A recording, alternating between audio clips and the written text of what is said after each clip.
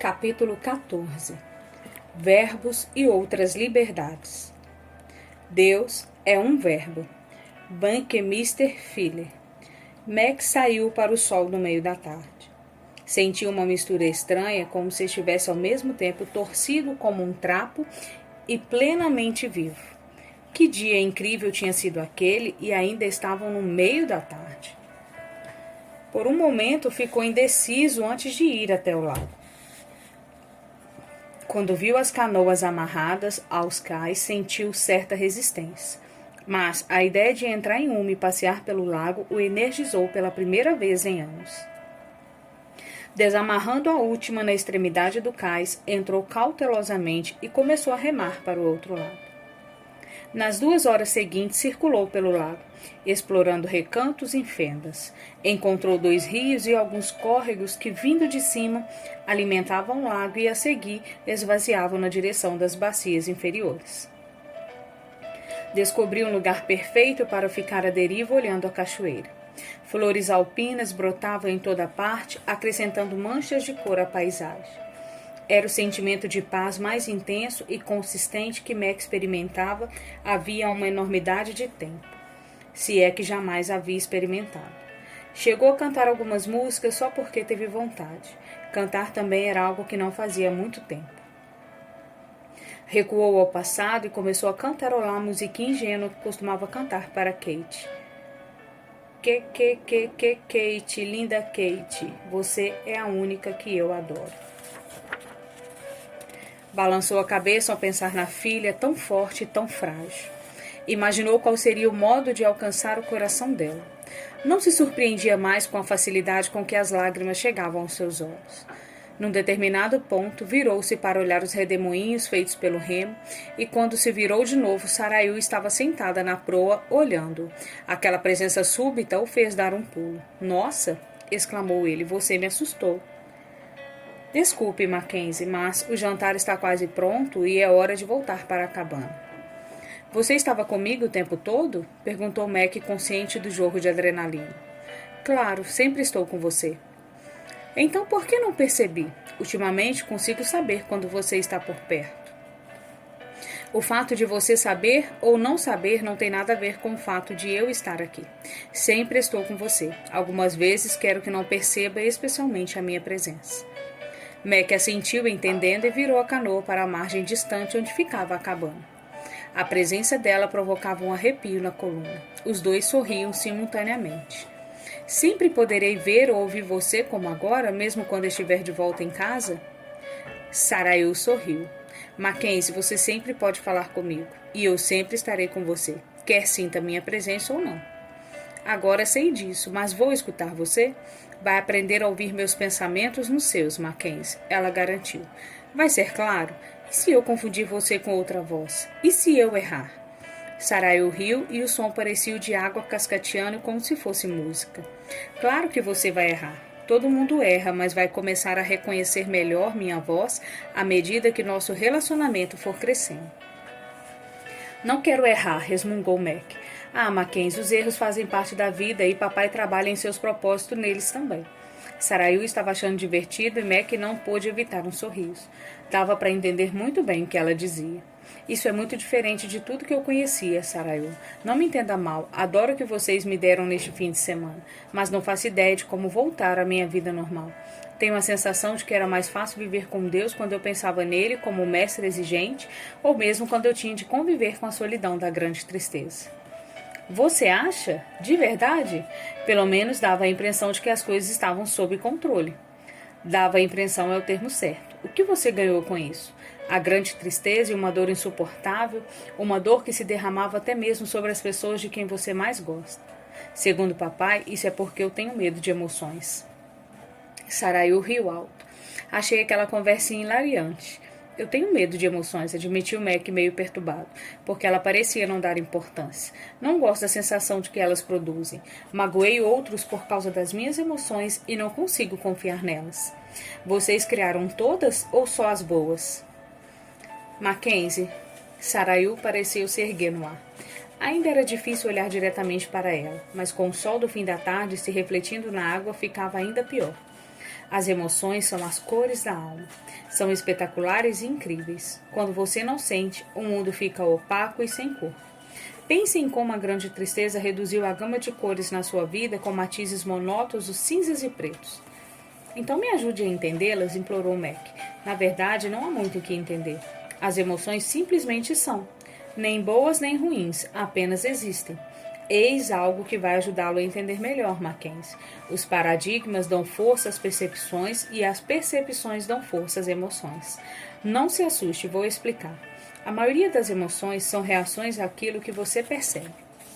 O que acha verdadeiro numa determinada situação. Se sua percepção for falsa, sua reação emocional a ela também será falsa. Então verifique suas percepções e, além disso, verifique a verdade de seus paradigmas, dos seus padrões, daquilo que você acredita. Só porque você acredita firmemente numa coisa não significa que ela seja verdadeira. Disponha-se a reexaminar aquilo em que acredita. Quanto mais você viver na verdade, mais suas emoções irão ajudá-lo a ver com clareza. Mas mesmo então, não confie mais nelas do que em mim. Mac deixou o remo girar nas mãos, permitindo que ele seguisse os movimentos da água. Tenho a impressão de que viver a partir do relacionamento com você, confiando e falando com você, é bem mais complicado do que simplesmente seguir as regras. Que regras são essas, Mackenzie? Você sabe todas as coisas que as escrituras dizem que devemos fazer.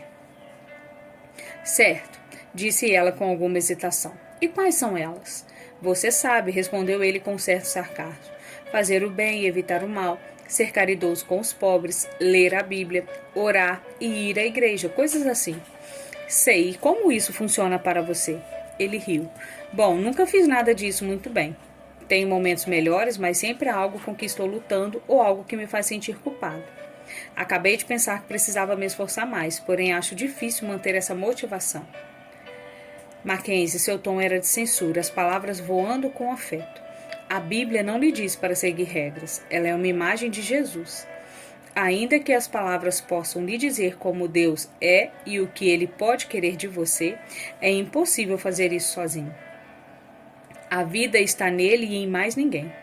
Minha nossa, será possível que você se ache capaz de viver a retidão de Deus sozinho? Bom, acho que sim, mais ou menos, disse ele sem graça. Mas você tem de admitir que as regras e os princípios são mais simples do que os relacionamentos. É verdade que os relacionamentos são muito mais complicados do que as regras, mas as regras nunca vão lhe dar as respostas para as questões profundas do coração e nunca irão amar você. Mergulhando a água na mão, ele brincou, vendo a repercussão dos seus movimentos. Estou percebendo como tenho poucas respostas para qualquer coisa. Você me virou de cabeça para baixo e pelo avesso ou sei lá o quê. Mackenzie, a religião tem a ver com respostas certas e algumas dessas respostas são de fato certas. Mas eu tenho a ver com o processo que leva você à resposta viva e só ele é capaz de mudá-lo por dentro. Há muitas pessoas inteligentes que dizem um monte de coisas certas a partir do cérebro porque aprenderam com alguém quais as respostas certas. Mas essas pessoas não me conhecem. Assim, na verdade, como as respostas delas podem ser certas, mesmo que sejam erradas. Ela sorriu. Ficou confuso, mas pode ter certeza. Mesmo que possam estar certas, elas estão erradas. Entendo o que você está dizendo. Eu fiz isso durante anos, depois da escola dominical. Tinha as respostas certas algumas vezes, mas não conhecia vocês. Este fim de semana, compartilhando a vida com vocês, foi muito mais esclarecedor do que todas aquelas respostas. Continuaram a se mover preguiçosamente na água. Então verei você de novo? Perguntou ele hesitando. Claro, você pode me ver numa obra de arte, na música, no silêncio, nas pessoas, na criação, mesmo na sua alegria e na sua tristeza. Minha capacidade de me comunicar é ilimitada, vivendo e transformando. E tudo isso sempre estará sintonizado com a bondade e o amor de papai. E você irá me ouvir e me ver na Bíblia de modos novos. Simplesmente não procure regras e princípios, procure o relacionamento. O modo de estar conosco. Mesmo assim, não será o mesmo do que ter você na proa do meu barco. Não, mas será muito melhor do que você pode imaginar, Mackenzie. E quando você finalmente dormir nesse mundo, teremos uma eternidade juntos, face a face. E então ela sumiu, apesar de ele saber que não havia sumido de verdade. Então, por favor, ajude-me a viver na verdade, disse Mac em voz alta. Talvez isso seja uma oração, pensou. Quando entrou no chalé, Mac viu que Jesus e Sarayu já estavam lá sentados em volta da mesa. Papai estava ocupada como sempre, trazendo pratos de comida com cheiros maravilhosos. Era evidente a ausência de qualquer verdura. Mac foi para o banheiro se lavar e quando retornou, os outros três já haviam começado a comer. Puxou a quarta cadeira e sentou-se. Vocês realmente não precisam comer, não é? Perguntou enquanto começava a colocar em sua tigela algo que parecia uma fina sopa de frutos do mar, com lulas, peixes e outras iguarias indefinidas. Não precisamos fazer nada, declarou papai com certa ênfase. Então por que comem? Para estar com você, querido. Você precisa comer. Então que desculpa melhor para ficarmos juntos. De qualquer modo, todos nós gostamos de cozinhar, acrescentou Jesus, e eu gosto um bocado de comida. Nada como uns deliciosos pratos salgados para deixar felizes as papilas gustativas. Acompanhe isso com um pudim de caramelo ou com tirassumu e chá quente. Nada pode ser melhor. Todos riram, depois voltaram a passar os pratos e a se servir. Enquanto comia, Mac ouvia a conversa animada entre os três. Falavam e riam como velhos amigos que se gostavam e se conheciam mais intimamente do que qualquer outro ser humano. Mac sentia inveja da conversa despreocupada, mas respeitosa, e se perguntou o que seria necessário para compartilhar isso com Nan e talvez até com alguns amigos. De novo ficou pasmo com a maravilha e o puro absurdo do momento.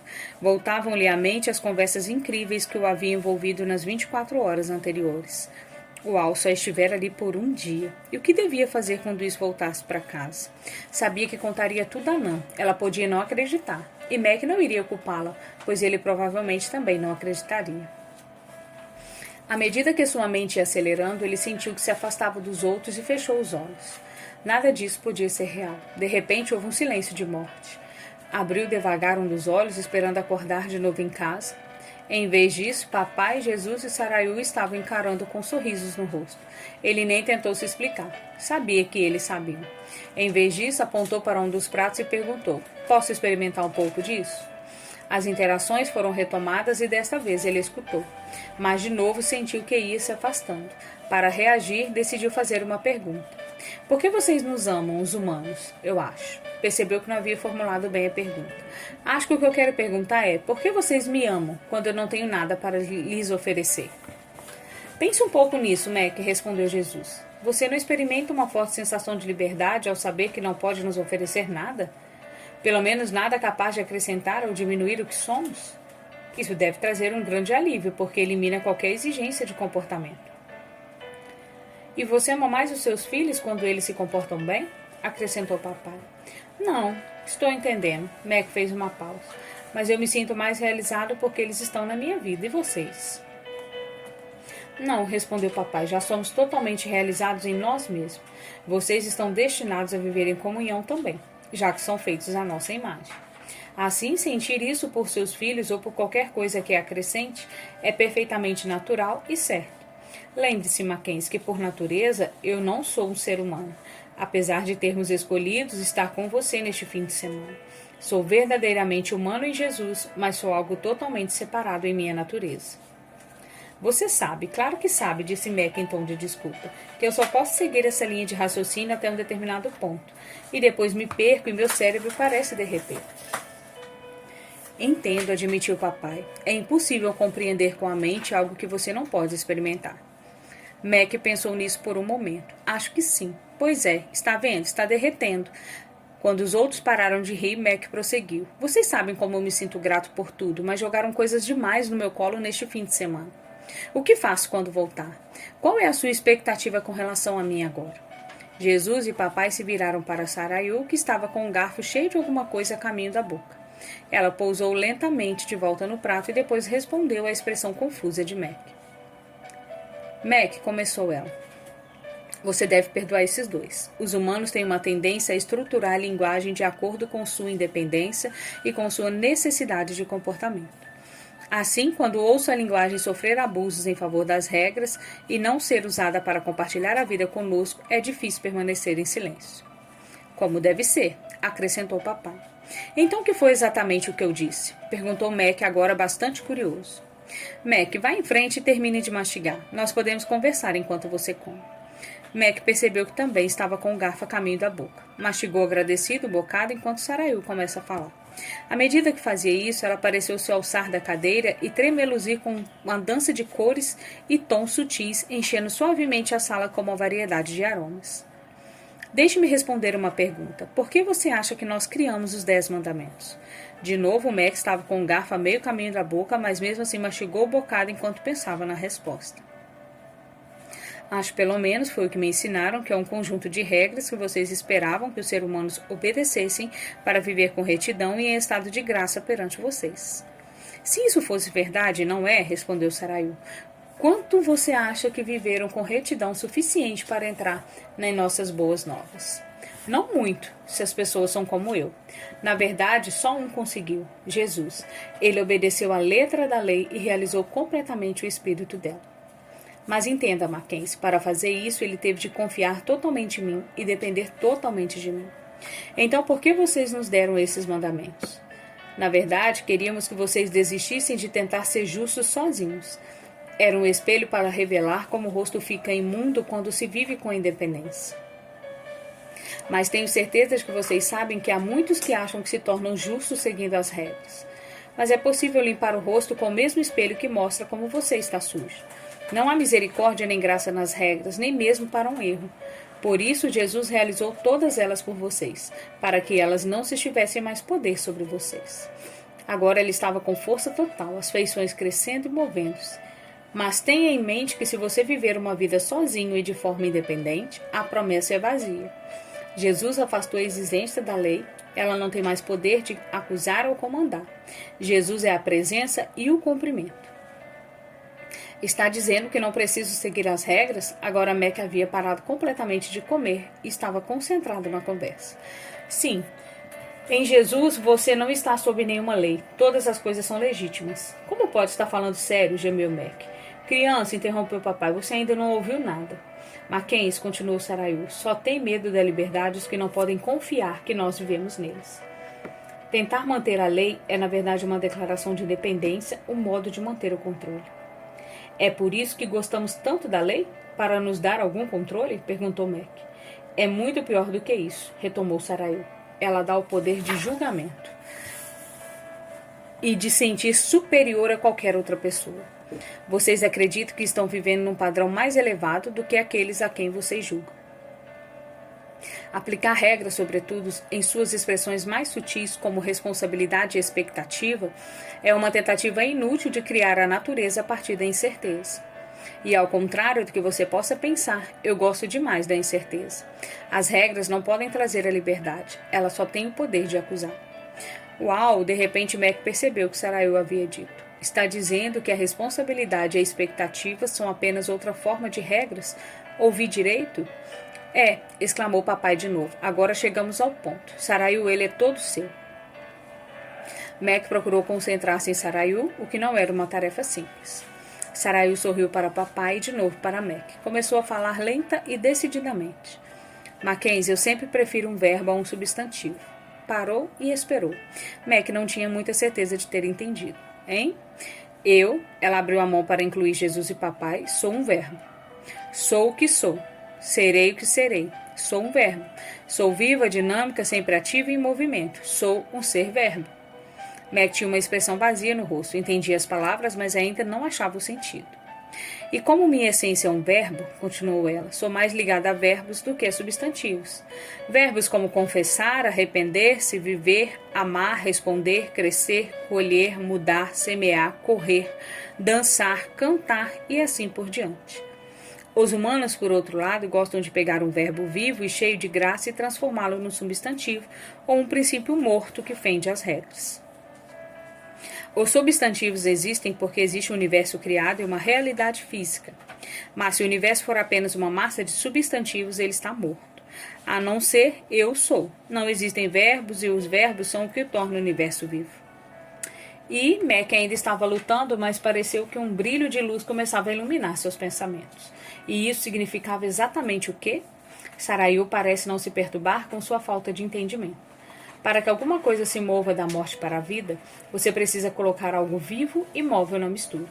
Passar de uma coisa que é apenas um substantivo para algo dinâmico e imprevisível, para algo vivo e no tempo presente um verbo. É mover-se da lei para a graça. Posso dar algum exemplo? Por favor, sou todo ouvidos. Jesus deu um sorrisinho e Mac piscou para ele antes de voltar para Saraiu. A sombra levíssima de um sorriso atravessou o rosto dela enquanto retomava. Então vamos usar suas duas palavras, responsabilidade e expectativa. Antes que suas palavras se tornassem substantivos, eram nomes que continham movimentos e experiência, a capacidade de reagir e a prontidão. Minhas palavras são vivas e dinâmicas, cheias de vida e possibilidades. As suas são mortas, cheias de ideias, leis e julgamentos. Por isso você não encontrará a palavra responsabilidade nas Escrituras. Minha nossa, Mac franziu a testa, começando a perceber aonde isso ia dar. Por outro lado, nós a usamos um bocado. Ela continuou.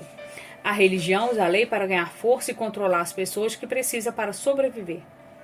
Eu, ao contrário, dou a capacidade de reagir e a sua reação é estar livre para amar e servir em todas as situações. Por isso, cada momento é diferente, único e maravilhoso. Como sou uma capacidade de reagir livremente, tenho de estar presente em vocês. Se eu simplesmente lhe desse uma responsabilidade, não teria de estar com vocês. A responsabilidade seria uma tarefa a realizar, uma obrigação a cumprir, algo para oferecer ou fracassar. Minha nossa, disse Mac outra vez sem muito entusiasmo. Usemos o exemplo da amizade e veremos que remover o elemento de vida de um substantivo pode alterar o relacionamento. Mac, se você e eu somos amigos, há uma prontidão dentro de nosso relacionamento. Quando nos vemos ou quando estamos separados, há a prontidão de estarmos juntos, de rirmos e falarmos. Essa prontidão não tem definição concreta.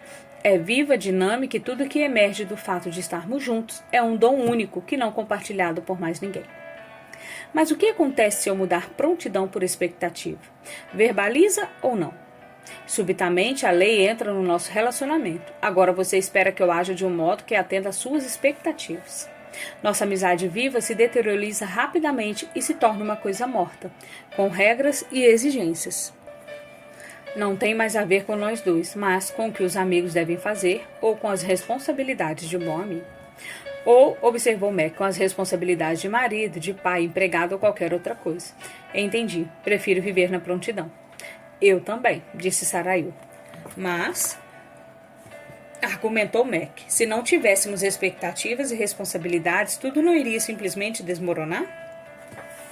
Se você fizer parte do mundo afora de mim, regido pela lei, as responsabilidades e expectativas são a base para a culpa, a vergonha e o julgamento. Elas fornecem a estrutura que faz do comportamento a base para a identidade e o valor de alguém. Você sabe muito bem como é não atender às expectativas de alguém. Sei mesmo, murmurou Mac. É uma ideia que me traz tristes lembranças. Parou brevemente com um novo pensamento relampejando. Você está dizendo que não tem expectativas com relação a mim? Agora papai falou. Querido, eu nunca tive expectativas com relação a você nem a ninguém. A ideia por trás disso exige que alguém não saiba o futuro ou resultado e esteja tentando controlar o comportamento do outro para chegar ao resultado desejado. Os humanos tentam esse controle principalmente por meio das expectativas. Eu o conheço e sei tudo sobre você. Por que teria uma expectativa diferente daquilo que já sei? Seria idiotice. E além disso, como não a tem, vocês nunca me desapontam. O quê? Você nunca fica desapontado comigo? Max estava se esforçando bastante para digerir isso. Nunca, declarou papai enfaticamente. O que tenho é uma prontidão constante e viva no nosso relacionamento e lhe dou a capacidade de reagir a qualquer situação e circunstância em que você se encontrar. Se passar a conta com expectativas e responsabilidades, você não me conhece nem confia em mim. E pela mesma razão, exclamou Jesus, você vive no medo. Mas Mac não estava convencido. Mas você não quer que a gente estabeleça prioridades? Você sabe, Deus primeiro, depois será o quê, seguindo por mais não sei o quê. O problema de viver segundo prioridade, disse Saraiu, é que se vê tudo como uma hierarquia, uma pirâmide, você e eu já falamos sobre isso. Se você puser Deus no topo, o que isso realmente significa? Quanto tempo você me dá antes de poder cuidar do resto do seu dia, de parte que lhe interessa muitíssimo mais? Papai interrompeu de novo. Veja, Mackenzie, Eu não quero simplesmente um pedaço de você e da sua vida. Mesmo que você pudesse e não pode me dar o pedaço maior, não é isso que eu quero. Quero você inteiro e todas as partes de você e de seu dia. Agora Jesus falou de novo. Mac, não quero ser o primeiro numa lista de valores. Quero estar no centro de tudo. Quando vivo em você, podemos viver juntos tudo o que acontece com você. Em vez de uma pirâmide, quero ser como o centro de um móvel, onde tudo em sua vida, seus amigos, sua família, seu trabalho, os pensamentos, as atividades estejam ligados a mim, mas se movimente ao vento, para dentro e para fora, para trás e para frente, numa incrível dança do ser. E eu, concluiu Saraiu, sou o vento. Ela deu um sorriso enorme e fez uma reverência. Houve um silêncio enquanto Mac procurava se controlar. Estivera segurando a borda da mesa com as duas mãos, como se quisesse agarrar algo tangível diante daquele tiroteio de ideias e imagens. Bom, chega disso, declarou o papai levantando-se da cadeira. É hora de diversão. Vocês vão em frente enquanto eu tiro as coisas que podem estragar. Cuido dos pratos mais tarde. E as orações? Perguntou Mac. Nada é um ritual, Mac, disse papai pegando alguns pratos de comida. Portanto, esta noite vamos fazer uma coisa diferente. Você vai gostar. Enquanto se levantava e se virava para acompanhar Jesus até a porta dos fundos, Mac sentiu uma mão no ombro e virou-se. Saraiu estava parada ali olhando-o com intensidade. Mackenzie, se você me permitir, gostaria de lhe dar um presente para esta noite. Posso tocar seus olhos e curá-los só por esta noite? Mac ficou surpreso. Eu enxergo bastante bem. Na verdade, disse Saraiu em tom de desculpa. Você vê muito pouco, embora para um ser humano enxergue bastante bem. Mas só por esta noite eu adoraria que você visse um pouco do que nós vemos. Então está bem, concordou Mac. Por favor, toque meus olhos e até mais se quiser. Então Saraiu estendia as mãos para ele, Mac fechou os olhos. O toque dela era como gelo, inesperado e empolgante. Um tremor delicioso o atravessou e Mac ergueu as mãos para segurar as delas junto ao rosto. Não havia nada ali, e ele começou lentamente a abrir os olhos.